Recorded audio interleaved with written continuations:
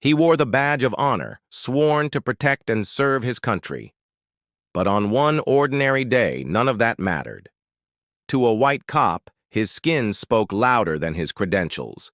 In an instant, a gun was pointed at him, not because he was a threat, but because he was black. What unfolded next wasn't just a mistake. It was a chilling reminder of the racism buried deep within the system. And when the truth came to light, the fallout shocked everyone.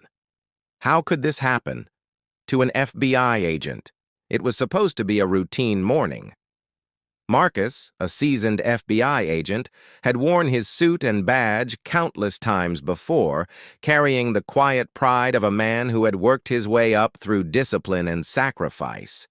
To his neighbors, he was more than just an agent. He was a mentor, a father, and a living reminder that dedication could break barriers.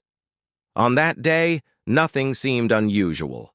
The sun was out, the air was calm, and Marcus was simply heading to meet a colleague across town. But beneath that calm surface, there was something heavier.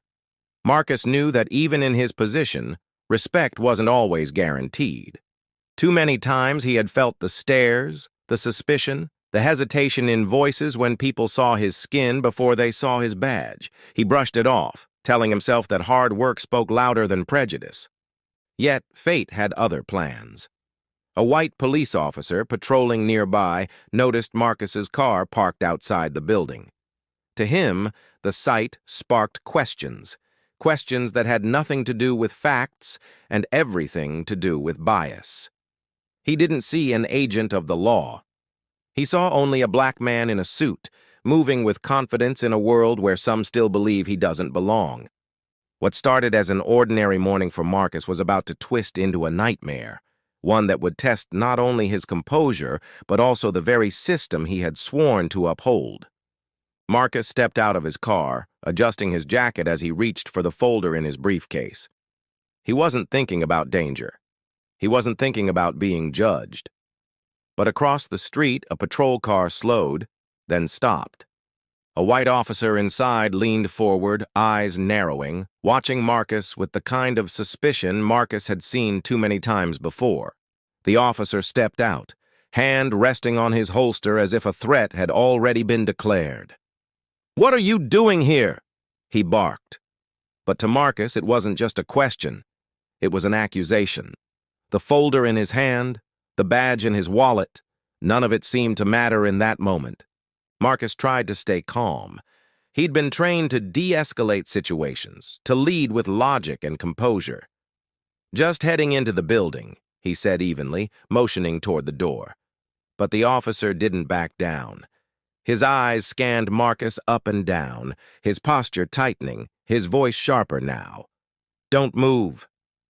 Neighbors began to peek from windows. A couple walking their dogs slowed, whispering to each other. Marcus could feel every pair of eyes on him, but none of them offered help, only the silent tension of bystanders waiting to see what would happen next. The officer's hand moved, gripping his gun. In that instant, Marcus's heart slammed against his ribs. The man with the weapon didn't see an agent trained to fight terrorism. He didn't see a decorated professional who had earned his position through years of service.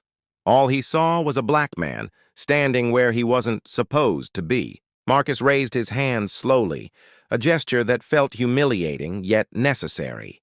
Inside, his thoughts raced. If I reach for my badge too fast, will he shoot? If I explain who I am, will he even believe me? He thought of his family, of the countless black men who hadn't been given the chance to explain. "On your knees!" the officer shouted.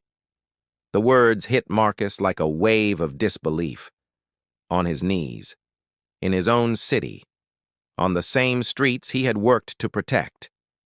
Marcus hesitated, his pride colliding with the fear that one wrong move could end everything. He opened his mouth to speak, but the officer's gun was already leveled at his chest. Every second stretched, every breath felt stolen. The tension cracked through the silence of the street. People were filming now, phones raised, capturing what they knew could turn deadly in an instant. And just as Marcus prepared to make the most difficult decision of his life, Whether to kneel or risk standing his ground, another voice cut through the chaos. A voice of authority, one that neither Marcus nor the officer could ignore. But what came next would change everything. The officer's gun was steady now, aimed directly at Marcus's chest. The world around them blurred, neighbors whispering, cameras recording, the hum of distant traffic fading into silence. All Marcus could hear was the pounding of his own heartbeat. He had trained for high-pressure moments, stared down dangerous criminals, and survived missions overseas. But never, not once, had he felt more vulnerable than he did standing unarmed, badge in his pocket, targeted because of the color of his skin. "On your knees!" the officer shouted again, his voice cracking with a mix of fear and aggression. For a split second, Marcus thought this might be his final moment. One twitch of the trigger, one misread movement, and his life could end here on the pavement. And then, sirens. A second squad car pulled up, lights flashing. From it emerged the police chief, his face a mask of fury as he rushed toward the scene. The crowd gasped, sensing something was about to break. "What the hell are you doing?" the chief's voice thundered. The officer froze, confusion flashing across his face. His gun still hovered in the air, trembling now under the weight of authority pressing down on him. Marcus stood perfectly still, his hands raised, humiliation burning in his chest. The chief didn't look at him, at least not yet. His attention was locked on his own man, the cop who had crossed the line in front of an entire neighborhood. "Drop it. Now." The command was sharp, final. The officer's face went pale, his grip loosening until the weapon clattered against the pavement. Silence followed, a silence heavy with the knowledge that something irreversible had just happened. And then, with the entire crowd watching, the chief reached for the officer's badge. He ripped it from his chest and threw the words like a verdict. "You're done. Get out." Marcus survived that day, but survival didn't feel like victory. As the officer walked away, stripped of his badge, Marcus remained standing in the street, shaken, humiliated, and haunted by the truth he had always known but could no longer deny. His credentials, his service, his sacrifice, none of it had been enough to protect him from a gun drawn out of prejudice. In that moment, he wasn't an FBI agent. He wasn't a protector of the law. He was simply a black man in America, forced to prove his right to exist. The chief's intervention prevented tragedy, but it couldn't erase the scar left behind. Marcus carried that weight with him, not just as a personal wound, but as a reminder of how fragile justice can be when filtered through racism.